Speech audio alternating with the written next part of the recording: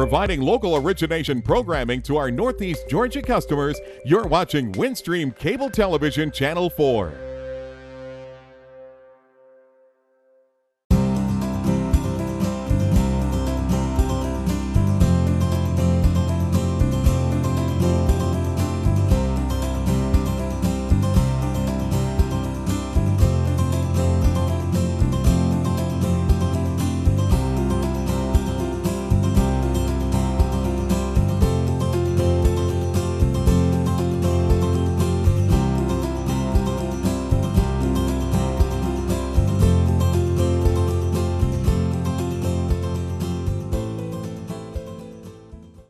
Welcome to Chamber Chat. I'm Judy Taylor, President of the Habersham County Chamber of Commerce. Thank you for joining us. My guests today are Amy Gates with Challenge Child and Friend, Melissa Reeder with Apple Mountain Alpacas, and you stay tuned for that one, and Matt Hayes with Chattahoochee Mountain Fair. And my first guest is Amy. Welcome, Amy. Thank you. Nice to be here.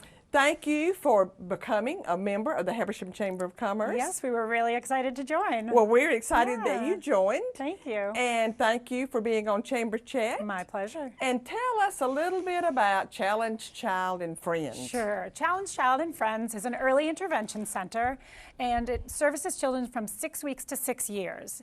And we provide speech and language services, occupational therapy, physical therapy. We provide nursing services full-time, and we do it in an integrated environment. So it's our kids with disabilities and our typical peers together in all of the classrooms. We're open from 7:15 to 5:15, and we get a good mix of kids from about 10 to 13 different Northeast Georgia counties. So we draw from a very large area. So. Well, for our listening audience or a viewing audience, Sure. let's just clarify where you are. Okay, we're a nonprofit down in Gainesville, Georgia, which is Hall County, so we're just down the street. We draw several families from Habersham County, both students that attend our school program and also students that attend for outpatient therapy. So they just come for the therapy services. We're also supported by the United Way of Habersham County as well. We've been partners with them for a long time, so we do a lot with Habersham County. Right. Yeah. But I wanted the guests to know where you were, and that the children from here are welcome down there too. Absolutely, yes. Yes, we're trying to do more outreach to some of our surrounding counties for families that don't know where we are and that do really need the services. And that was part of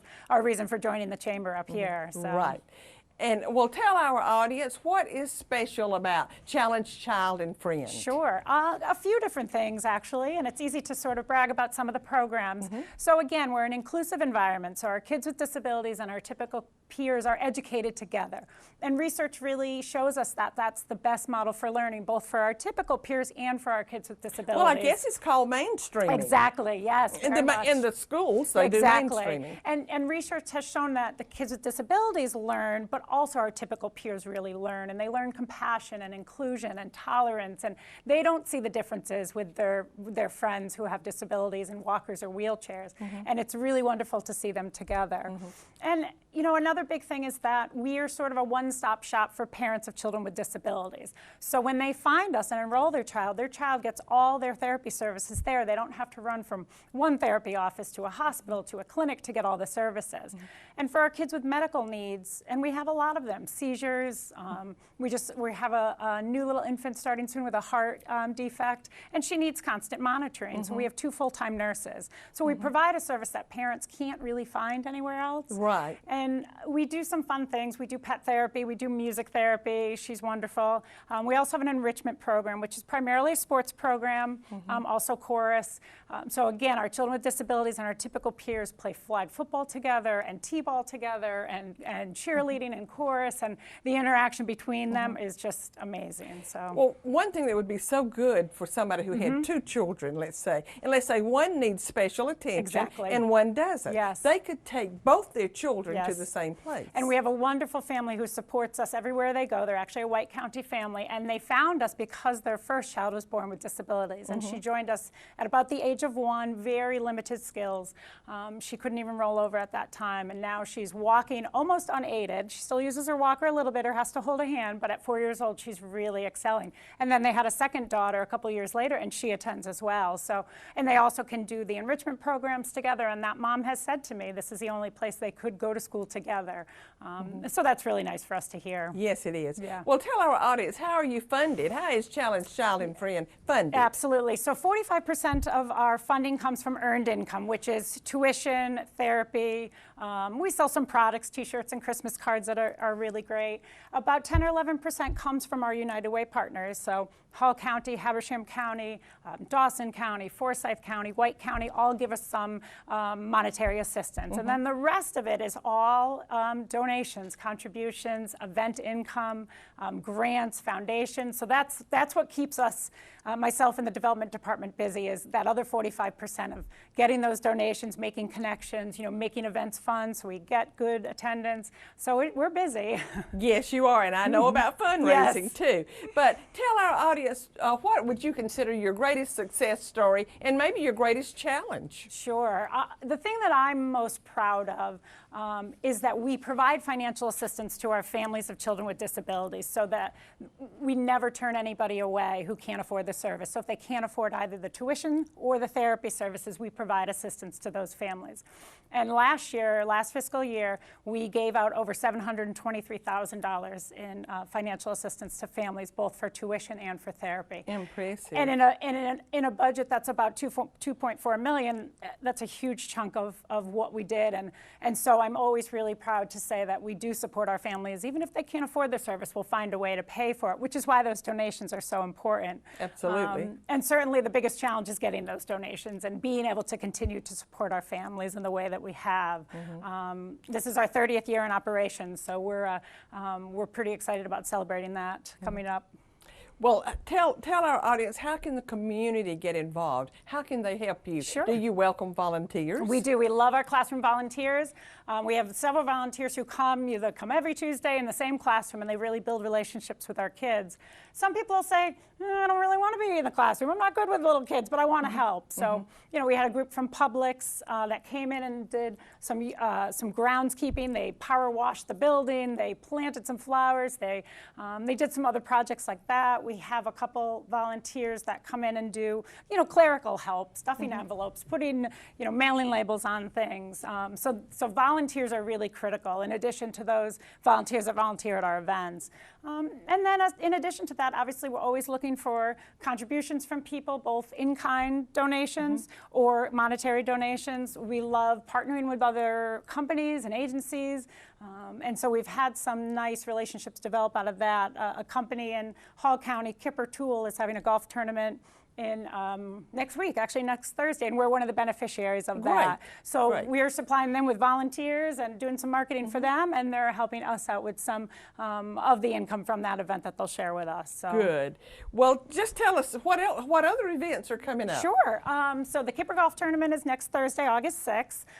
We also have Harvest Balloon Fest, which is in Flowery Branch. It's at Sterling on the Lake, and that is held by the property management company, and we are recipients of some of the money that they raise, and Hall County Animal Shelter is as well. So we split the proceeds from that. It's a really neat, last year was my first year, that was a really neat event. It's a hot air balloons, and there's tons of vendors and fun things for the kids. It's 2 days, I believe it's 2 days in October, October 17th. We have... I tell you what, our time is just about up, Amy. It goes fast. It does. It goes very fast. Tell our audience how they can reach you, how they can get in touch with you. Sure. Telephone number, website, whatever. Absolutely. So our website is www.challengechild.org. And they can reach the website that way. There's a lot of information in there. They can also reach me certainly by calling. The phone numbers are on the website. I'm Amy. I'm the executive director, and there's also a development department and a principal of the school, and any of those folks can help. So, Amy, thank you for being on Chamber Chat. Thank you for having me. Thank you for being a Chamber member. We're going to take a short commercial break and be right back. Please stay with us. At Windstream, we've expanded our cable TV service to include Watch TV Everywhere. Now you can watch available episodes of your favorite shows, movies, and live news and sports on tablets, laptops, and smartphones. There's no extra charge from Windstream. You only need to be a cable TV customer to have access. It's simple to get started. Just visit WatchTVEverywhere.com and enjoy. And thanks for being our customer at Windstream Cable Television. Thank you for staying with us. My next guest is Melissa Rita with Apple Mountain Alpacas. And Melissa, I have got to say, I have just learned to love alpacas.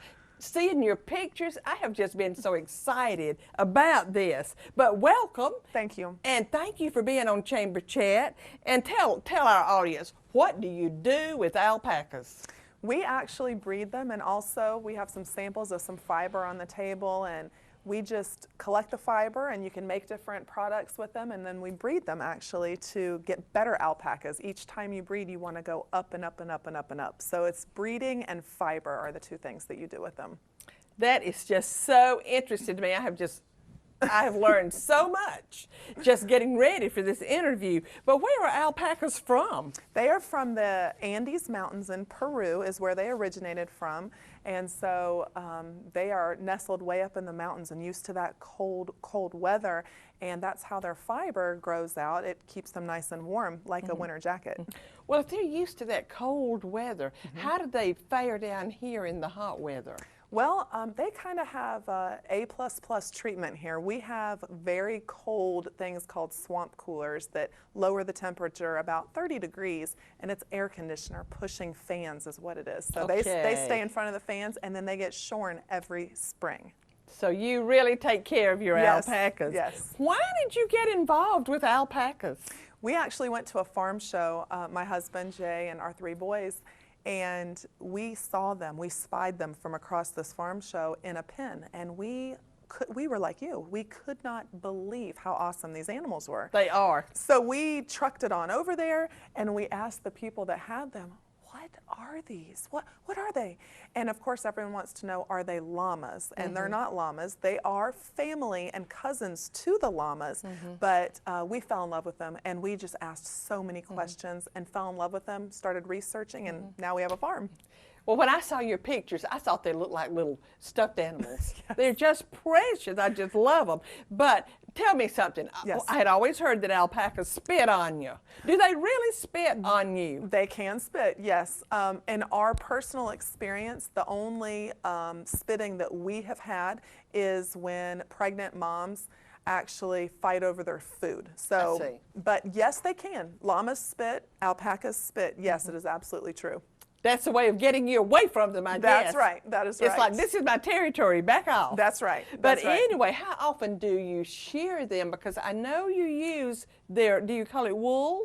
Fiber. Fiber, okay. Fiber. You use it. So how often are they shorn? Okay, we only shear in Georgia once per year. Now, there are farms in California or in Florida that will shear twice a year because it's just so unbearably hot. But here in Georgia, we do once in the spring, and that's it, just one time. And this is some of your fiber right here. Yes. And I believe you said there are only 2 kinds of alpacas. That's right. This first one, the darker brown, is from a Wakaya, and that's Huacaya, and it's pronounced Wakaya. And then the beige color over there is from an alpaca type Suri, S-U-R-I. They have the spindly dreadlocks. This is actually from a cria, which is an absolutely, it's a baby. It's a baby alpaca. But this is a more teddy bear look, and the one over there is actually the dreadlock look. So those are the 2 types of alpacas. Interesting. Well, I know that you have several alpacas. How many do you have? We have 8. Well, can you have just one? I mean, what if somebody wanted to have just one for a pet? A lot of people ask that question. It is best that they're herd animals. It's best that they have a friend because they always are looking over their shoulder thinking something's going to eat me, something's going to eat me. And they think if I can outrun you, then I'm going to make it and you're not. So they do like to herd together. I've heard of people putting them with a horse or maybe a sheep or a goat. But usually you don't want to get just one alpaca. They don't want to be alone. They do not, no. Well, tell me about their babies and how often they have them. Okay, they're called crias, C-R-I-A, and the crias they have 1 per year. If they have twins, it's extremely rare, and most oftentimes they don't both make it, unfortunately. But their pregnancy period is 11 and a half to 12 months, so that's a really long time. A year, almost, almost a year. Almost, yes. And you want to plan it so that they're not delivering in the middle of the summer. We're actually planning for our next crop of crias to be born in the fall so that the moms don't have to deliver in the fall. It's just so hot, and crias can't regulate their body temperature. So in the winter, when you have a baby, you need to keep a jacket on them at night if it's real chilly, and then during the summer it just gets too hot and they don't know to stay out of the sun. They want to sun themselves. So it's so exciting. We just have so much fun. Melissa, before our time gets away and it's almost gone, I know you have 3 precious boys. Yes. How are they involved with the alpacas? They are fabulous. Each one of them plays an incredible role in the farm. Josh is our oldest. He's 15, and he helps not just assist in picking up gates and boards and hammering those back in, but he also cleans up the communal dung pile. They all use one pile to go to the bathroom. That makes it easy. It does. And so he is blessed to get to do that. And Jace is our 13-year-old son, and he actually gets to feed them. So he measures out the secret ingredients and mixes that together, and they get fed by Jace. He also assists my husband in doing things around the farm. And Justin comes out and he feeds. We have 2 LGDs, which are livestock guard dogs. He takes care of them, their water and their food, and the barn cat's food and water, and anything else that needs assistance. They all kind of pitch in together. So we're grateful for their help. Melissa, thank you for being on Chamber Chat. you. I love your program. I love your story. Thank you so and much. thank you for being a Chamber member. Thank you. Please stay with us. We're going to take another short commercial break and be right back. Now showing on Windstream Cable Television Channel 4. Start your morning with a live on-the-air broadcast from WCON Radio. At 8, it's the Georgia Farm Monitor with the latest state and national agricultural news. Followed at 9 with David Sellers and his popular Art in the Mountains program, featuring arts and crafts and a lot more. And at 9:30, share a taste of the community with Jim Gear and friends. Windstream Cable Television Channel 4. It's what people are watching. Hurricanes are one of Mother Nature's more powerful forces. The Weather Channel urges you to plan for a weather emergency today. We're making it easy for everyone. Go to connectwithweather.com to create your plan. Practice your plan and always be prepared if disaster strikes. Connect with Weather. Know the elements. Make your plan.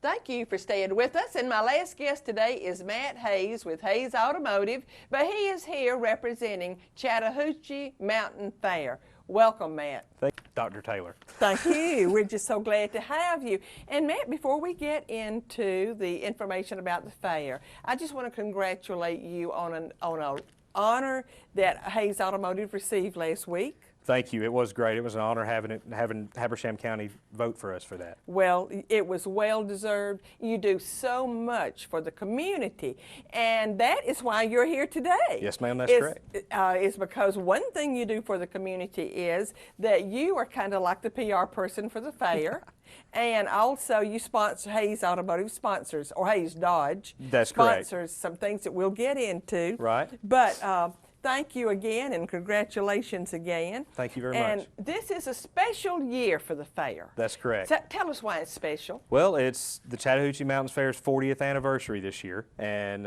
so everybody's excited about that. You know, we got good events going on. We got some good entertainment going on.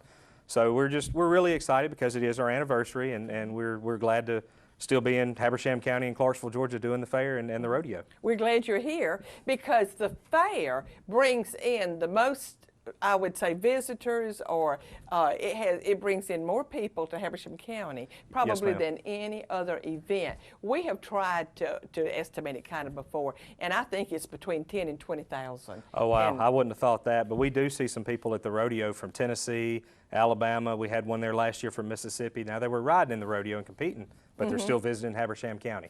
So. Right. So we are very supportive of the fair. Also, it's one of the last agricultural fairs. Yes, ma'am. And we just appreciate that because it's one of the few ways and opportunities the young people have to learn about animals, farming, and where their food comes from. That's right. Yeah, they get to come out and see them, and of course there's There's the 4-H shows and the FFA shows here at the barn. They're in there Monday through Thursday. Got different shows going on, from steer, heifer, hogs. We got sheep. We got goat shows. So we got it all going on there inside the barn. So any child who has one of those show animals, they can bring it. They can apply to bring it, I guess. That is correct. Yeah, they just need to get with either their FFA teacher or 4-H teacher advisor at their school and tell them that they want to compete and get a form and fill it out. And show their animal. Yes, ma'am. Well, tell our audience, what are the dates and the times for the fair? For the fair, it's September 11th through the 19th, and now that starts on a Friday. Starts on a Friday. Yep, Friday the 11th, and it runs through Saturday the 19th. Of course, there's different times for the fair depending on what day they're coming. Friday, the September 11th, gates open at 5. Then Saturday they open at 1. Sunday, Sunday the 13th, again 1 o'clock. And then Monday through Friday during the week, school's in, of course, so they don't open till 5. But that last Saturday, they open again at 1. Well, also tell us what the rates are, the fees to get in, because I have talked with Brenda Kinsey, who is the president of the fair. Yes, ma'am. Is the way I understand it. And she said that she really worked hard to hold the prices down this year. I think things stayed pretty close to the same. They did, and actually 5 and under is free. 5 to 14 is $3, and then 15 and up is only $5. You can't and it's beat been that that way for a few years. Yes, ma'am. You can't beat that for an evening at the fair. That's right. And even if you did not spend any money riding or anything, you can go see all the livestock, and there's so much you can do without spending more money. That's correct. Inside the barn, there's different events going on. There's canning, cakewalks, just different type stuff. There's arts and crafts that you can purchase. Different vendors are set up. Then of course you got the rides that everybody likes to come and play with too. So just different stuff going on. Well, let's talk about the rides. Okay. I understand that you have a new ride company this year. That is correct. The new ride company is Carnival Time. They're out of Ohio. They're another company that the Fair Board worked real well with to keep the prices down so that more people could come. They got some of the same rides we've had in the past. There's a few new ones coming. They said they have, I haven't seen them, but they said they have some more rides for teens. So we're hoping to attract some more teens this year as well to come spend some time after school. Well, I understand that, and this is probably the first year this will happen. I understand that the rides will take a debit card. That's what I've been told. That is correct. So to get into the fair is cash only. But once you get into the fair, once you paid your gate fee, they will do debit cards for the rides, and also they can handle some cash back if you need some cash to go take care of your food or whatever while you're there as well. Absolutely. And that's a big plus. That is correct. Because I can remember as a kid being at the fair, and you always spend too much money too early. Yep, don't have none. And then your money won't hold out for the whole time you're going to be there. But a big night at the fair is the rodeo. That's correct. That's obviously my favorite. That's right. Yes, and I understand that Hayes Dodge sponsors that. We have. This is going on our 9th year, I believe, that we've been doing it with Chattahoochee Mountain Fair Board. And it again is Friday night. The rodeo starts at 8, and then Saturday night the rodeo starts at 8 as well. And again, it's the same as all the other events. Once you get in the gate, you're in for the rodeo or all the other games and events going on.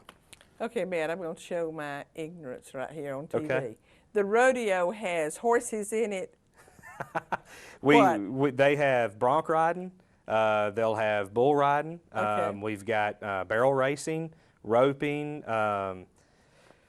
Then, of course, during the halftime, I'm not sure who's doing it this year, but we usually have like a Russian horse rider or something like that to come out and entertain everybody during an intermission. And these are people who come in who are riders. I mean, it's not just people who just jump up and do it. These are professional riders. Yes, ma'am. And then you've got some that do a lot of traveling. Some of them will be local. Last year we had a few local, and even had an employee that from Hayes that rode in it last year. So, oh, really? Yep.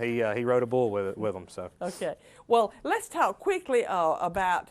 I know you have some contests. Do you have the canning contest? The canning contest is going on again this year. That's popular at the fair. And what about? Well, you have contests with livestock. That is correct. And you've got the pig show, the goat show, sheep, and cattle. You've got those going on Monday through Thursday. Well, you always have a lot of special entertainment, and I think that the special entertainment does not cost extra once you pay your fee to get in. It's usually free. Same as the rodeo. Right. The rodeo doesn't cost extra. Right. Again, once the gate fee's paid, you're in for all these. Well, tell us who some of the special entertainment is. All right. We've got gospel group Remnant coming in Friday the 11th. B-Shock is going to be there Sunday the 13th. Habersham County High School Band of Blue is Monday the 14th. The Superstar Cloggers will be there on Tuesday. Steve Bryson Band will be there Wednesday. Atkins and Loudermilk Bluegrass Thursday the 17th. Marty Brown on Friday, and Wet Willie Southern Rock Saturday the 19th. You have quite a lineup there. Goodness, Matt, I wanted to ask you more. I wanted to get more information across to our audience, but our time is up. If anyone needs more information, they can go to the fair website. That is correct, ChattahoocheeMountainFair.org. Thank you for being on Chamber Chat. Thank you, Dr. Judy. And good luck with the fair. And I always end with a quote. And my quote today is by Walt Disney. If you can dream it, you can do it. Thank you for being with us, and I'll see you next time. Now showing on Windstream Cable Television Channel 4. Start your morning with a live on-the-air broadcast from WCON Radio. At 8, it's the Georgia Farm Monitor with the latest state and national agricultural news. Followed at 9 with David Sellers and his popular Art in the Mountains program, featuring arts and crafts and a lot more. And at 9:30, share a taste of the community with Jim Gear and Friends. Windstream Cable Television Channel 4. It's what people are watching. With cable television production studios in Habersham and Towns counties, you're watching Windstream Cable Television Channel 4, home of local origination programming in North Georgia. From weekly church services to sports and community events, we've got you covered. Join us 24/7 for local programming at its best. Windstream Cable Television, it's what people are watching.